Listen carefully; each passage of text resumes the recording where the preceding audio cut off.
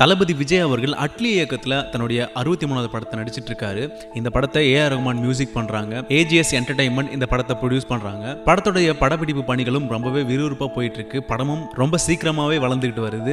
April மந்த்ல இல்ல விஜய் அவர்களுடைய பர்த்டே அன்னைக்கு படத்துடைய டைட்டிலையும் ஃபர்ஸ்ட் லுக்கையும் நம்ம எதிர்பார்க்கலாம். படத்துடைய ஷூட்டிங் அப்போ விஜய் அவர்கள் ஃபேன்ஸை மீட் பண்ணிக்கிட்டே இருக்காரு. பல வீடியோஸும் வைரல் ஆகிட்டு இருக்கு. ரசிகர்களும் ரொம்பவே சந்தோஷமா இருக்காங்க. இந்த டைம்ல தளபதி விஜய் அவர்களுடைய 64வது படத்தை யார் எடுக்க போறாங்க, அந்த படத்துக்கு யார் மியூசிக் பண்ண போறாங்க, அந்த படத்தை யார் ப்ரொடியூஸ் பண்ண போறாங்க அப்படின்ற மாதிரி ஒரு சில டாக்ஸ் எல்லாம் போயிட்டு இருக்கு. இந்த படத்தை ஆல்ரெடி விஜயை வச்சு வேலாயுதம் படத்தை எடுத்த மோகன் ராஜா அவர்கள் இயக்க போறாங்க அப்படின்ற மாதிரியும் ஒரு சில செய்திகள் வந்துகிட்டு இருக்கு. அண்ட் அது மட்டும் இல்லாம தளபதி விஜய் கூட செகண்ட் டைம் அனிருத் அவர்கள் இணைய போறாங்க அப்படின்ற மாதிரியும் சொல்லிட்டு இருக்காங்க. இந்த படத்தை கலைப்புலி எஸ் தானு அவர்கள் ப்ரொடியூஸ் பண்ண போறாரு அப்படின்ற மாதிரியும் செய்திகள் வந்துட்டு இருக்கு. மோகன் ராஜா அவர்கள் ரீசெண்டா எடுத்த வேலைக்காரன் படமாக இருக்கட்டும், தனி ஒருவன் படமாக இருக்கட்டும், கண்டென்ட் வைஸ் வேற லெவல்ல இருந்துச்சு. சோ இந்த டைம்ல தளபதி விஜய்க்கு ஒரு ஸ்கிரிப்ட் பண்ணாருன்னா ரொம்பவே நல்லா இருக்கும். அண்ட் அது மட்டும் இல்லாம தளபதி விஜய்க்கு ஸ்பெஷலா ஒரு டிஃபரெண்டான ஸ்டோரியா தான் பண்ணிருப்பாரு. இந்த நியூஸ் பத்தி அபிஷியலா இன்னும் ஒரு சில நாள்ல அபிஷியல் அனௌன்ஸ்மெண்ட் வரலாம் அப்படின்ற மாதிரி எதிர்பார்க்கப்படுது. தளபதி 64 அப்டேட் தளபதி ரசிகர்களுக்கு ஒரு மிகப்பெரும் சந்தோஷத்தை கொடுத்தாலும் இன்னைக்கு சினிமா ரசிகர்களுக்கு பல சந்தோஷத்தை கொடுக்கிற மாதிரியான செய்திகள் வந்திருக்கு.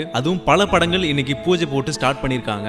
லாஸ்ட் இயர் எண்ட்ல ரிலீஸ் ஆன கேஜிஎஃப் படம் ஒரு மிகப்பெரும் வெற்றி அடைஞ்ச படமா அமைஞ்சது. அதுக்கு முக்கிய காரணம் படத்துடைய ஸ்டோரி அண்ட் டயலாக்ஸ், படத்துடைய மேக்கிங், இது எல்லாமே ரொம்பவே சூப்பரா இருந்துச்சு. கன்னட சினிமா வரலாற்றிலேயே கேஜிஎஃப் படம் தான் கனடாவில் அதிக வசூல் பண்ண படமா அமைஞ்சிருக்கு.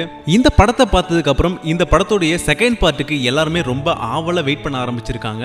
இந்த படத்தை தியேட்டர்ல போய் பார்க்க முடியலையேன்னு மிஸ் பண்ண பல பேர் இருக்காங்க. கொஞ்சம் லேட்டா தான் அந்த படத்துடைய ரீச் இருந்துச்சு. ஆனா செகண்ட் பார்ட்டுக்கு அதிகப்படியான எதிர்பார்ப்பு இருக்கு. கேஜிஎஃப் படத்துடைய செகண்ட் பார்ட் இன்னைக்கு பூஜையோட ஸ்டார்ட் பண்ணிருக்காங்க. இப்போ படத்துடைய படக்குழு என்ன சொல்லிருக்காங்கன்னா, கேஜிஎஃப் உடைய சாப்டர் 1 எடுக்கும்போது நாங்க பல விஷயத்துல ரெஸ்ட்ரிக்ட் பண்ணிக்கிட்டோம். ஆனா கேஜிஎஃப் உடைய சாப்டர் 2ன்றது எந்த ஒரு ரெஸ்ட்ரிக்ஷனும் இல்லாம கதைக்கு என்ன தேவையோ அது எல்லாத்தையும் அழகா கொடுக்க போறோம் அப்படின்ற மாதிரியும் சொல்லிருக்காங்க. இந்த படத்துல பிரபல நடிகர் சஞ்சய் தத் அவர்களும் நடிக்கிறாங்க. அவரை ஃபர்ஸ்ட் பார்ட்லயே நடிக்க வைக்கிறதுக்கு படக்குழு கேட்டாங்களாம். அவர் ஒத்துக்காததால இப்போ செகண்ட் பார்ட்ல நடிக்க வச்சிருக்காங்க. கண்டிப்பா கேஜிஎஃப் உடைய சாப்டர் 2க்கு ரொம்பவே எதிர்பார்ப்பு அதிகமா இருக்கு. ரசிகர்கள் மத்தியில இந்த படம் எப்போ வரும்ன்ற ஒரு ஆவலும் அதிகமாவே இருக்கு. நீங்க எவ்வளவு ஆவலா வெயிட் பண்றீங்க அப்படின்றத கீழே இருக்கிற கமெண்ட் செக்ஷன்ல கமெண்ட் பண்ணுங்க. கேஜிஎஃப் படம் ஸ்டார்ட் ஆனது மாதிரியே தமிழ்ல சிவகார்த்திகேயன் அவர்களுடைய 15வது படமும் இன்னைக்கு ஸ்டார்ட் ஆயிருக்கு. அண்ட் அது மட்டும் இல்லாம கார்த்தி அவர்களுடைய 19வது படம் இன்னைக்கு பூஜையோட ஸ்டார்ட் ஆயிருக்கு. இந்த படத்தை சிவகார்த்திகேயனை வச்சு ரெமோ படம் எடுத்த பாக்யராஜ் கண்ணன் அவர்கள் எடுக்கிறாங்க.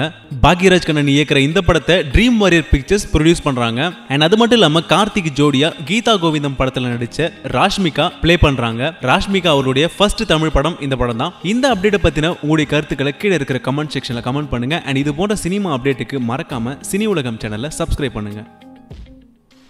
அதே பொள்ளாச்சி மண்ணில் அவனுங்களை இழுத்துட்டு வந்து நடுச்சாலையில் வைத்து அனைவரும் பார்க்கும்படி கழுவிலேற்றி தூக்கிலேற்றி அவர்களை தண்டித்தால் மாத்திரம்தான் இப்படிப்பட்ட பாதக செயல்கள் அடங்கும்.